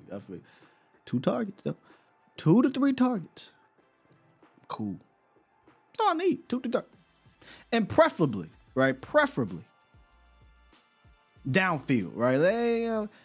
The underneath stuff ain't been too good with him. He has gotten better with the contested catches. Right? Maybe you reward him with some more of those jump balls. 3 targets, tops. Like, you know how they got the GPS rating or whatever, right? Hey, what's his miles per hour? How many reps is he getting? They need to put a GPS target rating on Michael. He had 3, he's tapped out. He's tapped out, coach. He had 3, no more.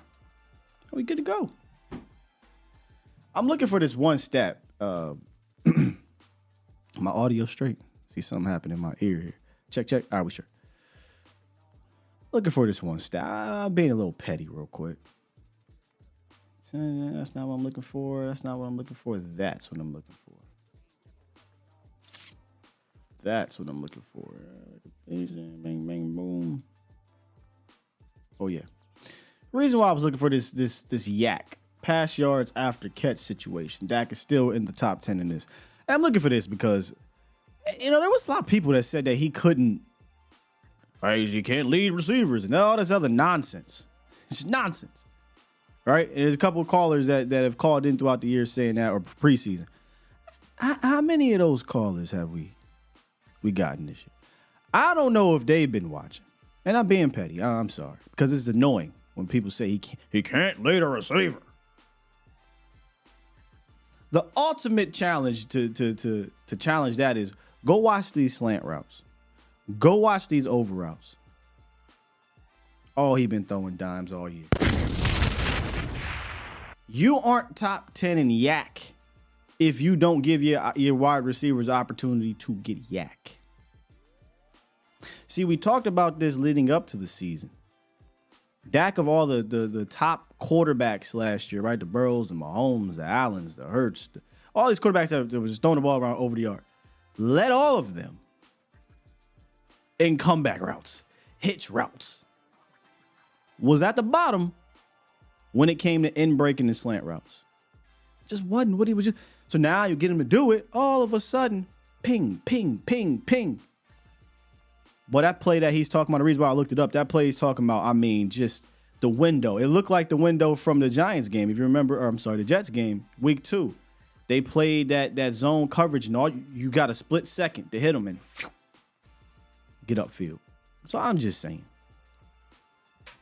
you don't sit in the top 10 in yak without the ability to put the ball where guys can have the ability to get yak. I digress. Ike Love, what's goody?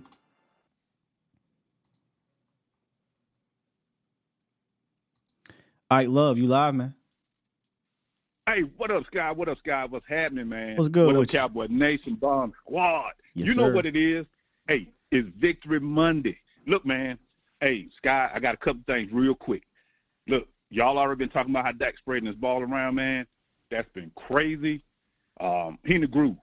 Him, McCarthy, Schottenheimer, they got a groove going. They got to keep it going. I've been waiting on them to get Cooks going. I think that's been a plus. That's been a piece that's been missing. And kind of the reason probably why they want to do that. Look, they added Bryant, but I think you already had that weapon in the shed. Yeah. But the last time I talked to you about explosive sightings, and I think we done seen a few. You know, you think about on defense when you watch this tape, Mozzie, Gallimore, Wanye, and even Evans. And Hankins. And then you pop that joker back on. Hankins. Yeah. And then pop that joker back on offense. You got my boy from South Carolina. You got Brooks. That's going to be Michael Gallup's replacement. Not taking Jalen's total spot, but on that roster next year. I can see. If he don't step his game up. I don't care. I don't care if he do, bro. But I digress. Go ahead. My bad. No. Go ahead. No, I don't care if so if Michael Gallup step his game up, I don't think it's enough to warrant. Like I feel like you need to start thinking about post Michael Gallup. But that's just me. I'm just being cynical right now. My bad. Go ahead. No, I agree. I agree with you wholeheartedly because I'm looking. It's a bigger receiver. He got those long arms, man. I like he's an Brooks' X. game ever since he was in South Carolina. No, he's an X receiver. Mm-hmm. Yep. Yeah, and I just think he'll bring something else to the table. But it just been a great. It was deadly overall. Just the way that how Dak was just getting these guys the ball, how the offense was flowing. The defense, I wish they would have. I wanted to shut out, but I'm being greedy. That's just me. But you know, I like what I seen with Evans. Wanye had a key drop that could have been a pick. He should have had a pick, man. Yeah, he should have had it, but he should have took it on in. But you know what I'm saying? But it was just I'm looking at those underdogs. You know what I'm saying? I'm looking at underdogs to see what they're doing and what they bring to the table. Sure. Yeah. And so with that, but I got my little cuz. He finally came on this. So shout out to you, though, boy. But look, man, I wanted to tell you, I'm waiting on the sandwich. And the sandwich is this. Back in the day, man, I used to go to school, come back and eat, and I used to get my sandwich, man. I used to have me a peanut butter and jelly sandwich. And when we only had a little bit of peanut butter and jelly, I could only put a little on. And I had to enjoy that sandwich where it was.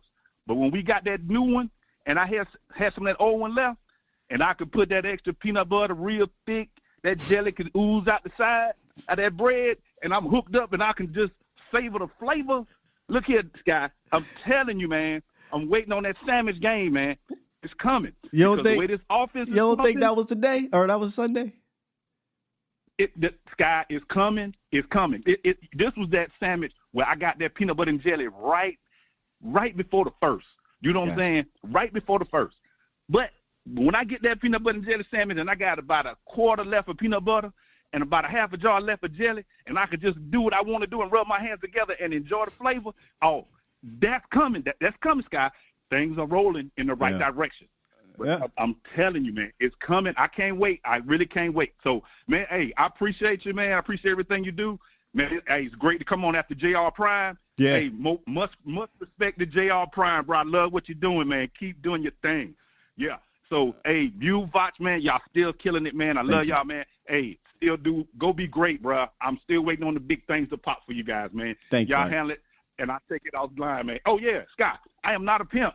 So I'm not a pimp. Just want to put that out to you. I got one. All right, you take it. Did you call Voch's show and that's what we was talking about?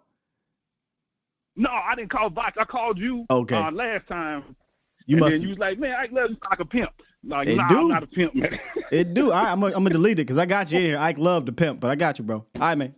Appreciate you. Ike like, hey man, my wife listening, fam. You can't be calling me no pimp.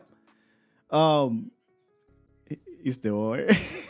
I feel you. He's like, I got kids. What was I about to say? Oh, see, my wife think I'm gross. He was talking about peanut butter and jelly. Let me know if I'm the only one that's like this, bro. I like peanut butter sandwiches. It's just peanut butter on peanut butter. I don't even put it together though. I eat them separately. Is that gross to y'all?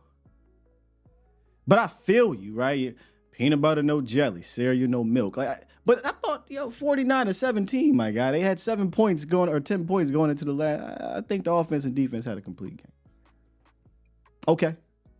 All right, so there's people that, Truth said nothing wrong with the peanut butter on peanut butter. Chris said it's weird. Yeah, my wife think it's strange. Hey, bro, don't do that to me. Brother, I 100% have free lunch. In fact, to make it worse, like, what's worse? If anybody's dealt with this, we ain't overtime. What's worse, free lunch or reduced? I shouldn't say worse because that's just the times. Y'all, anybody know what reduced lunch is? Hey, man, look. I wasn't mature enough to not be embarrassed by reduced lunch. What's reduced lunch, Scott? See, free lunch, I don't got to pull out nothing but my card. And when I say card, you know, your ID, or you put your number in at the lunch in high school.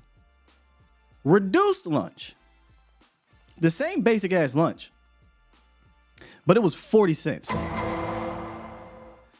Do you know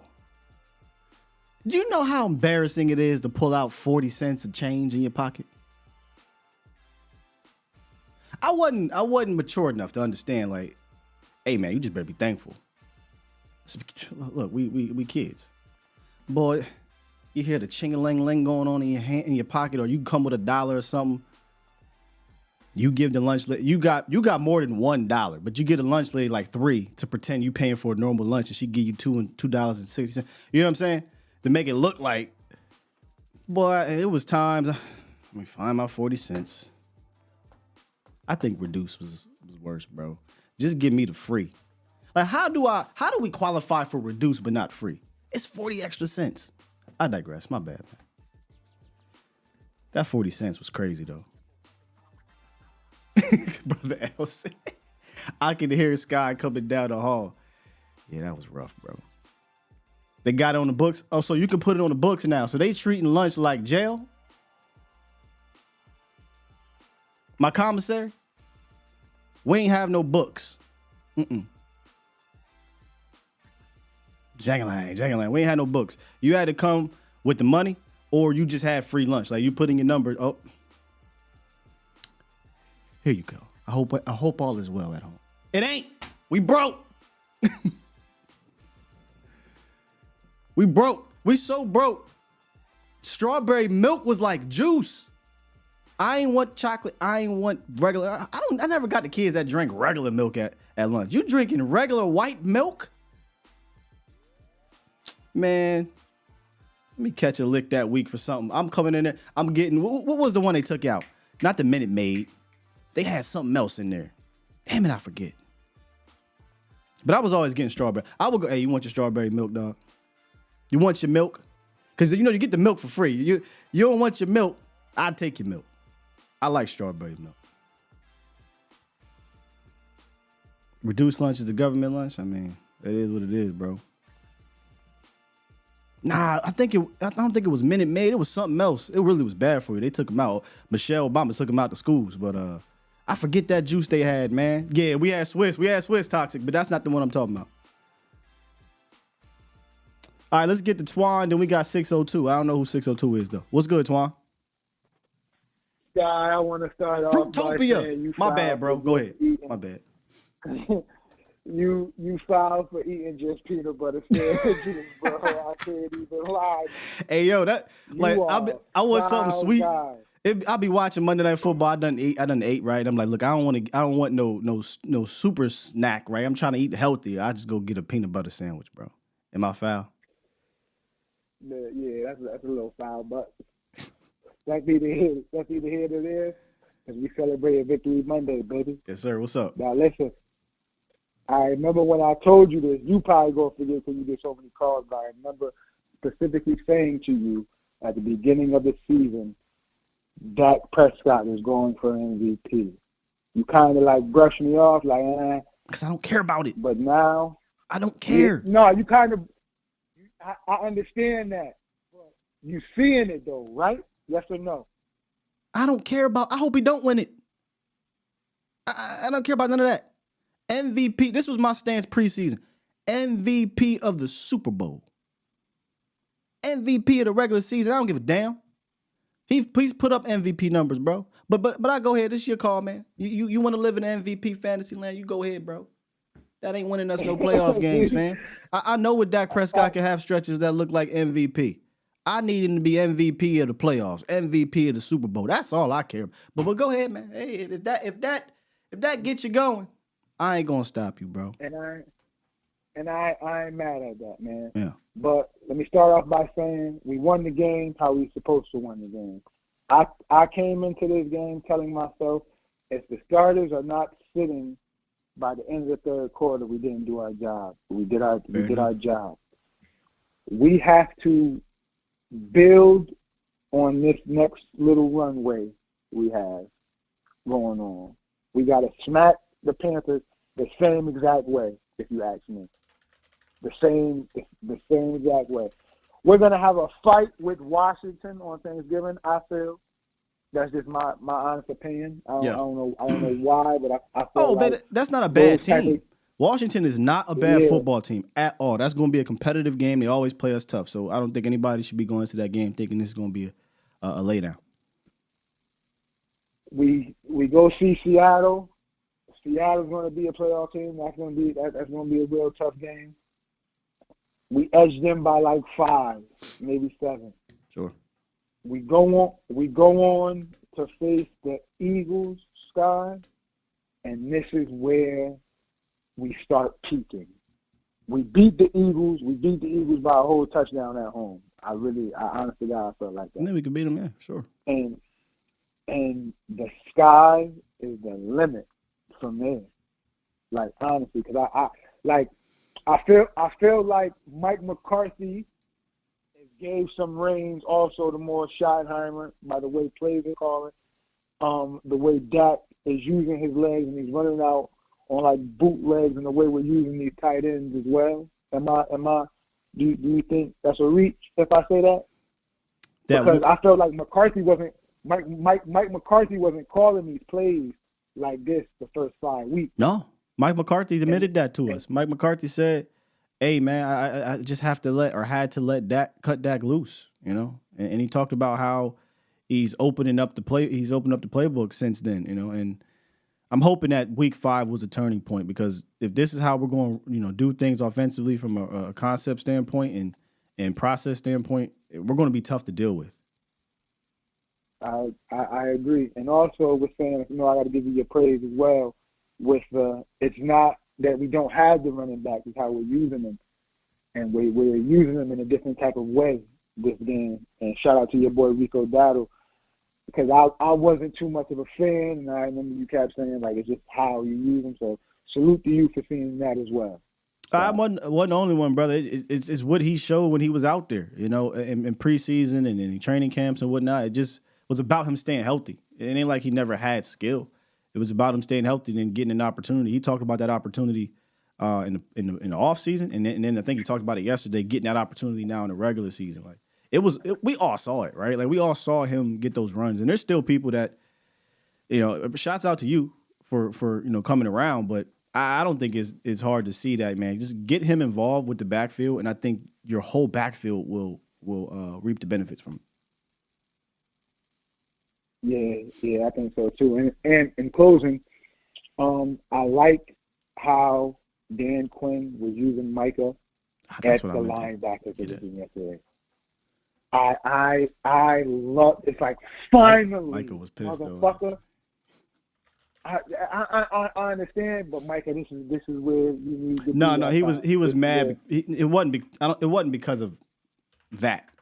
It was just, you know, the game was a weird game. So many 3-and-outs. He never really got a chance to tee off too much, getting doubled and triple. You know, he wanted to eat. You know, he's a competitor, man. It's just like anybody out. It's just like anything, you know. When you're a competitor and you want to play football and you want to get the sacks. He wanted to get all the sacks and things like that. And you know, the game got out of hand and he got sat on the bench. So he was a little salty about that. Man, just eat next week at the Panthers, man. Good call, Scott. Good call. Yes, sir. Appreciate you. I forgot to get back to something that whoever was on the phone, Ike Love, our resident pimp, just playing Ike. You brought up Micah, and that reminded me of Evans, because something we kept talking about in the post game show, and maybe we'll dive into more of this tomorrow or Wednesday with Okoye. I did see a lot more Evans, and I had the numbers up. I don't know why I got rid of it, but I think he played 28 snaps yesterday, and early. You saw him in that first possession, and he was making a difference. I was in the Illuminati chat like, hey, not Mike Evans, Rashawn Evans is thumping. Like, this is what he can bring to the unit, right? And then when they would insert Marquise Bell, now you got to deal with Bell, whether it be, be rushing the passer or dealing in the pass game or just being fresh and right. Listen, man, they got a decision to make. I don't think it's going to be a difficult one. And the decision is they have no more call-ups for Rashaan Evans. He'll have to be signed to the roster. 100% needs to be signed to the roster because he brings that element to that position that we just don't have. I mean, you saw him thump linemen and then thump these running backs to where he wasn't getting pushed back because he's 205 or anything like that. Like, he met him and that was it, right? And that instinct, that linebacker instinct. So now, once, like we said, man, when you get a Rashaan Evans inserted in there thoroughly, not 7 snaps, 5 snaps, it's Evans. And then you split time between Evans, Bell, and Clark. And now all these guys are fresher and it makes more sense. And then throw Micah back there, right? Now, I just think it helps your defense if he can be that thumping middle linebacker for you. We'll see what happens whenever or if LVE gets back. But that was something I had circled early in that game. Was a lot of Rashaan Evans, a whole lot. So I can't wait to go back and watch that. A lot more Wanye Thomas. I was talking to Mel. Sounds like I was 1 week off on the Wanye Thomas usage. He got used a lot in his game. Should have had a pick. But yeah, man. So it was good to see Wanye out there, Evans out there, and these guys getting acclimated because I think you're going to need them later down. So really can't wait to watch this film. And matter of fact, let me see if we got it. See if we got it. Let's talk to 602. We're going to wrap it up in the chat and with these super chats. What's good, 602? 602, you are live. 602 going once. 602 going twice. 602 sold to the Bomb Squad. Bomb Squad! Appreciate the calls. Maybe we can get 602 next week. What was that, week 10? Oh, let's go. Let's go, baby. Yeah, we got it. We good. Sold to the Bomb Squad. All right, let's get to these super chats. Starting at the bottom here. 1, 2, 13. A lot of them today. All right, Jose. Super chat. Jose dropped 5. And he said, with Dak's performance, is he on the table for MVP? CT was talking about that. Or not CT. Twan from Connecticut. Is he on the table for MVP? And if not, what else does he have to do to be mentioned or be in the conversation? I think he is. I think he's in the conversation. Weird year. Very weird year for MVP. There's not this just runaway favorite, right? There's a whole bunch of guys kind of clustered. And I think he's, because MVP is about statistics and then obviously your win-loss record. He'll have to continue to add on to the wins. But, I mean, from statistically, yes, he's in the conversation. So I'm not going to, I'm going to try not to dismiss you, Jose, or Twan, but I don't care about that MVP. I said at the beginning of the year, like I expected certain parts of this offense not to be what it was in the previous years, and that may affect his numbers, but now his numbers are comparable to the rest of these guys. But even then, whatever, man. Right? I think we had a conversation of, MVP Dak or Micah, and we talked about that then, but I want him to be the MVP of the playoffs. I want him to be the MVP of the Super Bowl. Look, y'all, let me tell you something. This is why it don't matter. Even if Dak wins MVP and we don't get to the NFC Championship game, no one will care. Tell me when I'm telling lies. If Dak wins MVP and you don't advance to the NFC Championship game, it won't matter.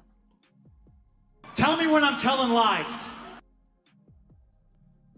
All offseason, we were talking about, I don't care about number one offense. I don't care about 5,000 yards, 50. I don't care. I know my quarterback and I know this offense can get busy. I just need them to be clicking into the postseason and staying clicked in the postseason. Specifically against that team that's over there in San Francisco.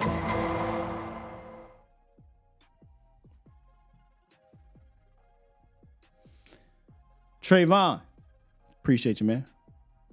Super chat. Trayvon dropped 2 and said, or not Trayvon. Yeah, Trayvon. He dropped 5. I'm sorry. Said Cowboys victory Monday. Here we go. Super chat. Tricks dropped 2 and said Wanye stays on Twitter. Funny guy. Yeah. Wanye, young buck. You know, they be trying to get Wanye. You got more tweets than you got reps. Wanye hate that, but he was out there. He was out there on Sunday, man. Excited to see more Wanye. Super chat. Jay Versick dropped 2 and 5. He said these last few weeks we've seen less field goals. More tutties. Absolutely right. And the other one was Mike said he ain't playing fantasy football. You sure about that? It's all about getting those. When was the last time the Cowboys had 2 wide receivers with 150 plus yards? Boys is eating, man. Super chat. And then Jubo, that's what we're gonna call you. Jaboctimus Prime. There we go.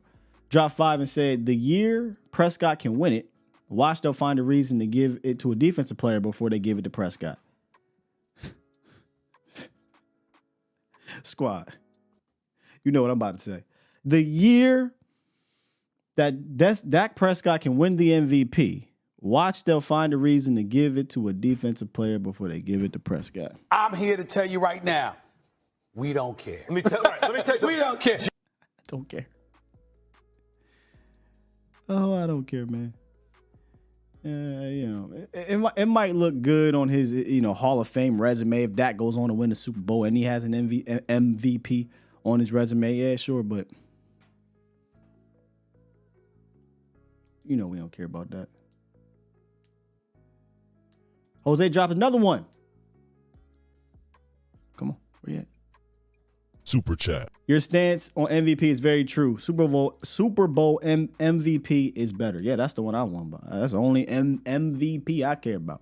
Up until last year, the MVP of the league hadn't won a Super Bowl since Emmett? Spike don't care. Spike don't play with girl. Hey, Emmett, right? Wasn't that the statistic last year? If you win the MVP, you usually didn't win the Super Bowl. Coincidence, right? Probably. Because Matt Ryan should have won. He should have won the Super Bowl that year, but it didn't happen. But, it is what it is. Kurt. Okay, so since Kurt, my bad, I went way too far. So since Kurt Warner, 99 or 99? Greatest show on turf? It's a long time, man. All right, let's get into the chat. Wrap y'all a little bit. Nathan says, stop running from shotgun inside the 5. Nate had me sick. Hey, Cowboy Fanatic and Lisa VIC was in there. I was livid. Big E, our new sales guy, finally got a chance to see me on game day, and he looked over to me and Jesse was like, "Man, you guys don't turn it off, do you?" I was like, "No. We live this game, man. Love this game. Every single play of this game, man. Check on your strong giant friends. Facts. Yeah, that's what I was saying, CT. He said Patty just did it. I was saying last year, up until last year, the last person to win MVP in the season, win a Super Bowl, I thought was Emmett, but it was Kurt Warner. So up until last year.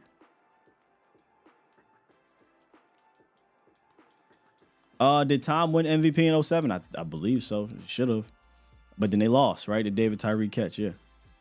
So, that's more of a coincidence than anything. David Tyree catch, up 28-3. These things could have happened, right? These dudes could have won the Super Bowl, but it's just a weird thing.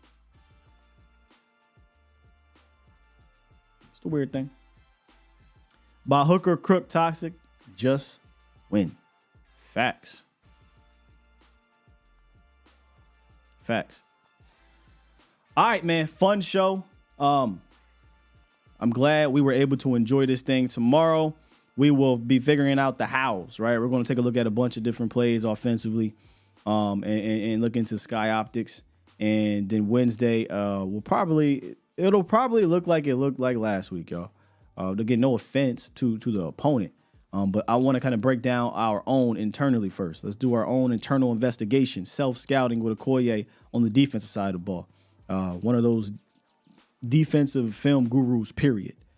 Film guru, period. But the defense is really, man, I absolutely just sit back and just listen and watch. So we'll talk about the defense again. And then Thursday and Friday, we'll turn the page to the Panthers and take a look at those that team. So we got a jam-packed week for y'all. Obviously Thursday, every Thursday, our guy Pat will be here too. So good start to the week. Back later with Vach over on Vach Lombardi Live, the volume, and his YouTube channel, reviewing this game. Gonna have some fun with it. Mo will be back on. Oh. Let me just confirm something real quick.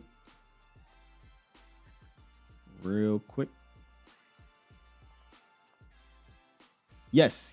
So we are doing a crossover show this week, me and Mo. I had to make sure it was this week. I didn't want to tell y'all it was this week, and it's not. Thursday. So it's going to be a jam-packed Thursday. Thursday, we'll have Pat. We'll have the morning show, Vacha's show. And then in the evening, maybe Vacha's show. I know we're playing the Panthers sometimes, So in the evening, we'll be doing a crossover show. I'll be on A to Z Prime Time with Mo, and we'll have some fun with that. So really good stuff this week. Appreciate y'all for being here this morning. You could be anywhere getting your Cowboy stuff, but I promise you, this is the place to be. To start your Cowboy day, this is the place to be, man. This is the place to be. So appreciate y'all, man. On your way out, please hit the like button if you enjoyed the show. It was a non-toxic show. Sorry, Toxic Tom. A non-toxic show. That's how it should be. When you win, like this, there ain't much to sit here and whine and cry about, man. You got a dub. Now we're going to break it down, and we'll get into the things that we like and didn't like even more, but this is how Victory Monday is supposed to be, man. What is it to be mad at, man? Press the goddamn button. Get it back. Push the goddamn button. Push the goddamn button. Off to get some Fruitopia? Nah, bro. I'm getting older. I drink, what's it called, seltzer water now? I drink the flavor water with a little sizzle. That Fruitopia was sugar in a bottle.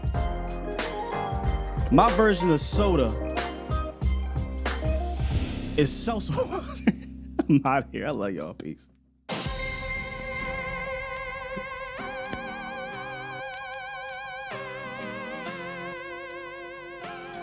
Yeah, that's what it's called. Sparkling seltzer or whatever. Telling my wife, hey, get that healthy shit. She's getting all kinds of flavors.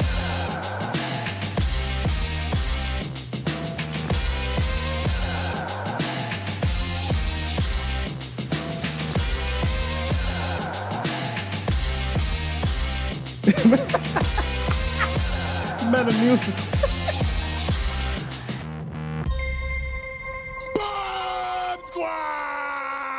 Hey, brother L, at least I'm drinking my water, man.